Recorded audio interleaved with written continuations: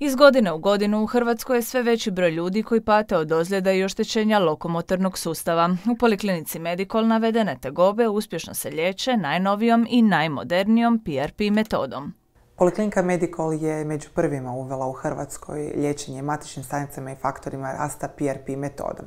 Ono što smo prvenstveno počeli raditi je liječenje bolesti tegoba lokomotornog sustava sa PRP metodom kao što su artroza koljena, artroza kuka, reumatoidni artritis, bolovi u leđima, različite upale tetiva, problemi i bolovi sa ramenom, golferski lakat, teniski lakat, znači bilo gdje imamo upalu ili ozljedu predoperativno ili nakon operacije, a uključuje lokomotorni sustav, ovdje smo među prvima koji su započeli tu metodu i sa kojima možemo s ponosom reći da imamo vrlo dobre rezultate.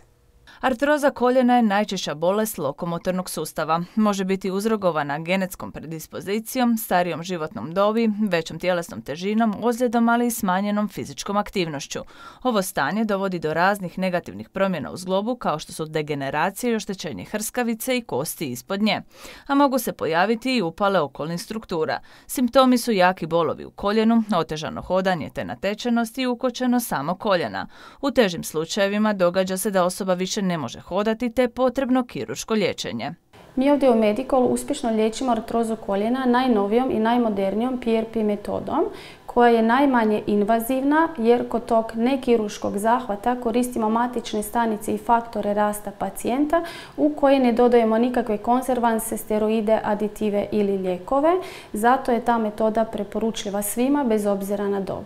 Doktorica Irijana Rajković educirala se na prestižnim inozemnim klinikama i institucijama, te je aktivni član više međunarodnih društava, uključujući Američko društvo za ortopedsku medicinu.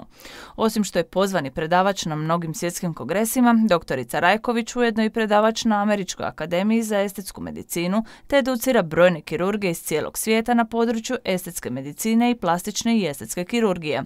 Do sada je educirala preko 600 liječnika od Amerike, Europe pa sve do Afrike i Azije, te se smatra jednom od najvažnijih internacionalnih influencera na području plastične i estetske medicine i kirurgije u svijetu. PRP spada u regenerativnu medicinu. S obzirom da je Poliklinika Medikol među prvima počela sa tim tretmanom, to je među najpopularnijim našim tretmanima. Nakon pregleda kod doktorice Irijane Rajković, klijentu se iz vene ruku izvadi krv koji se centrifugira putem posebnih protokola. Nakon centrifugiranja iz krvi se dobije koncentrat matičnih stanica i faktora rasta koji se potom ubrizgavaju. Tretman traje oko pola sata, te se klijent prvih 24 sata mora držati propisanih uputa od strane doktorice Irijane Rajković. I nakon čega se može vratiti svojim svakodnevnim obavezama. Uz to što liječi simptome artritisa i artroze, PRP se može koristiti za rejuvenaciju i zatezanje kože, za liječenje erektilne disfunkcije, ali i kod oporavka lokomotornog sustava. Brojna klinička ispitivanja su pokazala da PRP ubrzava zacjeljivanje ozljeda i rana, smanjuje stvaranje ožiljaka, povećava funkcionalnost i raspon pokreta, simulira cirkulaciju, a sve to uz minimalno invazivne metode liječenja. U principu ovaj vrhunski tretman savršen je izbor za nekirurško liječenje mišićno-koštanih ozljeda.